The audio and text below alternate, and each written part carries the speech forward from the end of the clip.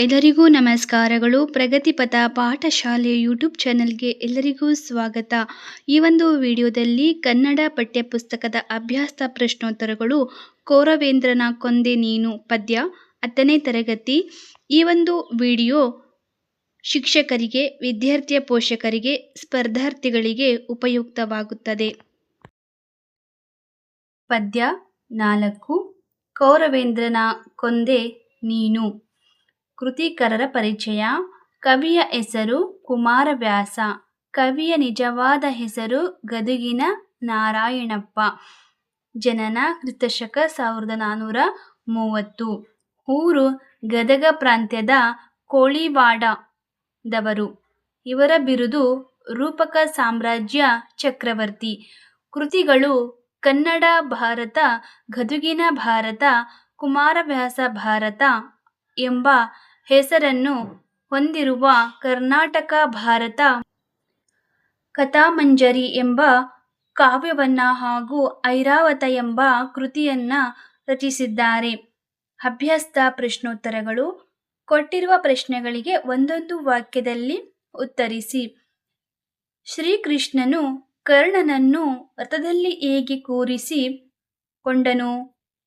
ಶ್ರೀಕೃಷ್ಣನು ಕರ್ಣನ ಜೊತೆ ಮೈಥುನತನದ ಸರಸವನ್ನು ಮಾಡಿ ಕೈ ಹಿಡಿದು ಎಳೆದು ರಥದ ಪೀಠದಲ್ಲಿ ಕೂರಿಸಿಕೊಂಡನು. ಕುಮಾರವ್ಯಾಸನ ಆರಾಧ್ಯ ದೈವ ಯಾರು? ಕುಮಾರವ್ಯಾಸನ ಆರಾಧ್ಯ ದೈವ ಗದುಗಿನ ವೀರನಾರಾಯಣ. ಅಶ್ವಿನಿ ದೇವತೆಗಳ ವರಬಲದಿಂದ ಜನಿಸಿದವರು ಯಾರು? ಅಶ್ವಿನಿ ದೇವತೆಗಳ ವರದಿಂದ ನಕುಲ ಮತ್ತು ಸಹದೇವ ಜನಿಸಿದರು. ಕುಮಾರವ್ಯಾಸನಿಗಿರುವ ಬಿರುದು ಯಾವುದು? ಕುಮಾರವ್ಯಾಸನಿಗಿರುವ ಬಿರುದು ರೂಪಕ ಸಾಮ್ರಾಜ್ಯ ಚಕ್ರವರ್ತಿ. ನಾರಾಯಣಪ್ಪನಿಗೆ ಕುಮಾರವ್ಯಾಸ ಎಂಬ ಹೆಸರು ಏಕೆ ಬಂತು? ಕನ್ನಡ ನಾರಾಯಣಪ್ಪನು ವ್ಯಾಸರ ಸಂಸ್ಕೃತ ಮಹಾಭಾರತವನ್ನು ಕನ್ನಡದಲ್ಲಿ ಕರ್ನಾಟಕ ಭಾರತ ಕಥಾಮಂಜರಿ ಎಂಬ ಕೃತಿ ರಚಿಸಿದ್ದರಿಂದ ಕುಮಾರವ್ಯಾಸನೆಂಬ ಹೆಸರು ಬಂದಿತು. ಹಾಗೆ ಕೊಟ್ಟಿರುವ ಪ್ರಶ್ನೆಗಳಿಗೆ 3-4 ವಾಕ್ಯಗಳಲ್ಲಿ ಉತ್ತರಿಸಿ. ಕೃಷ್ಣನು ಕರ್ಣನ ಮನದಲ್ಲಿ ಯಾವ ರೀತಿಯಲ್ಲಿ ಭಯವನ್ನ ಬಿತ್ತಿದನು? ಅದೇ ರೀತಿಯಾಗಿ ಇಲ್ಲಿರುವಂತಹ ಎಲ್ಲ ಪ್ರಶ್ನೆಗಳಿಗೂ ಸಹ 3-4 ವಾಕ್ಯಗಳಲ್ಲಿ ಉತ್ತರವನ್ನು ಉತ್ತರಿಸಿದ್ದೇನೆ.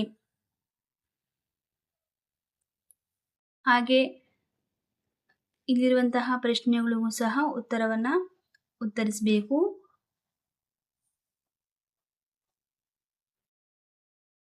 ಎರಡು 3 ವಾಕ್ಯಗಳ ಪ್ರಶ್ನೆಗಳಿಗೆ ಉತ್ತರವು ಇಷ್ಟೇ ಅನುಕ್ರಮವಾಗಿ ಬರೆಯುವುದರಿಂದ ಅಂಕವನ್ನು ಗಳಿಸಬಹುದು.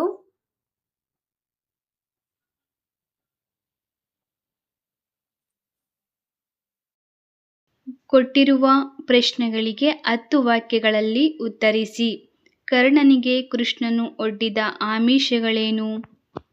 ಪಾಂಡವರು ಸೋದರನೆಂದು ತಿಳಿದಾಗ ಕರ್ಣನ ಮನಸ್ಥಿತಿಯನ್ನು ತಿಳಿಸಿ. ಕರ್ಣನ ನಿರ್ಧಾರ ಸರಿ ಎನ್ನುವಿರಾ ಏಕೆ?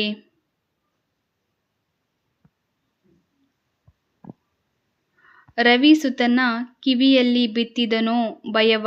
ಸಂದರ್ಭ ಸಹಿತ ಸ್ವಾರಸ್ಯವನ್ನು ವಿವರಿಸಿ. ಇದರಲ್ಲಿ ಆಯ್ಕೆ, ಸಂದರ್ಭ ಹಾಗೂ ಸ್ವಾರಸ್ಯ ಈ 3 ಹಂತಗಳನ್ನು ಬರೆಯೋದ್ರಿಂದ ಹೆಚ್ಚಿನ ಅಂಕವನ್ನು ಗಳಿಸಬಹುದು. ಹಾಗೆ ಸಂದರ್ಭ ಸಹಿತ ಸ್ವಾರಸ್ಯದಲ್ಲಿ ಕೊನೆಯ ಪ್ರಶ್ನೆ, ಮಾರಿಗೋತಣವಾಯಿತು ನಾಳಿನ ಭಾರತವು. ಬಿಟ್ಟಿರುವ ಸ್ಥಳಗಳನ್ನು ಸೂಕ್ತ ಪದಗಳಿಂದ ತುಂಬಿ. ಅಲಂಕಾರ. ಮಾರಿಗೋತಣವಾಯಿತು ನಾಳಿನ ಭಾರತವು. ಈ ಅಲಂಕಾರ ರೂಪಕ ಅಲಂಕಾರ. ಉಪಮೇಯ ಭಾರತ ಯುದ್ಧ. ಉಪಮಾನ ಮಾರಿಯ ಔತಣ. ಸಮನ್ವಯ. ಇಲ್ಲಿ ಉಪಮಾನವಾಗಿರುವ ಭಾರತ ಯುದ್ಧಕ್ಕೂ ಉಪಮಾನವಾಗಿರುವ ಮಾರಿಯ ಔತಣಕ್ಕೂ ಅಭೇದ ಕಲ್ಪಿಸಲಾಗಿದೆ. ಆದ್ದರಿಂದ ಇದು ರೂಪಕಾಲಂಕಾರವಾಗಿದೆ. ವಿಗ್ರಹಿಸಿ ಸಮಾಸವನ್ನು ಹೆಸರಿಸಿ. ಸಮಾಸವನ್ನು ಹೆಸರಿಸುವಂತಹದ್ದು ಕೈಯಾನು, ಕೈಯನ್ನು ಪ್ಲಸ್ ಅನ್ನು ಕೈಯಾನು. ಇದು ಕ್ರಿಯಾ ಸಮಾಸ. ಮಾದ್ರ ಮಾಗದ ಯಾದವರು, ಮಾದ್ರರು ಮಾಗದರು ಯಾದವರು ದ್ವಂದ್ವ ಸಮಾಸ. ಹೊಣೆದೋರು, ಹೊಗೆಯನ್ನು ಪ್ಲಸ್ ತೂರು ಕ್ರಿಯಾ ಸಮಾಸ. ರಾಜೀವಸಖ, ತಾವರೆಗೆ ಸಖನಾದವನು ಸೂರ್ಯ ಬಹುರ್ವಿ ಸಮಾಸ.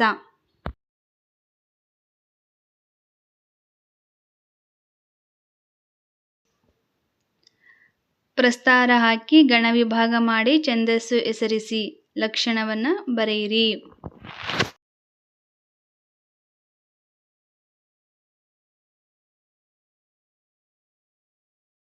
ಮೊದಲೆರಡು ಪದಗಳಿರುವ ಸಂಬಂಧವನ್ನು ಗುರುತಿಸಿ ಮೂರನೇ ಪದವನ್ನು ಬರೆಯಿರಿ.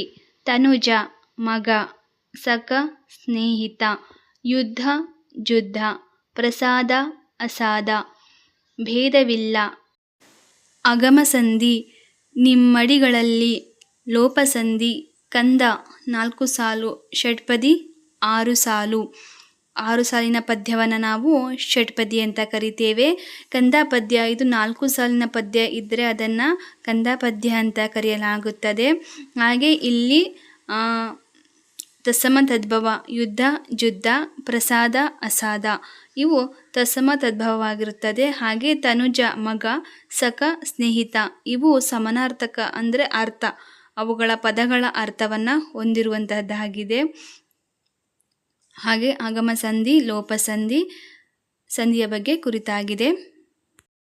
ಕೊಟ್ಟಿರುವ ಪದ್ಯ ಭಾಗವನ್ನು ಪೂರ್ಣಗೊಳಿಸಿ ಕಂಠಪಾಠ ಮಾಡಿರಿ.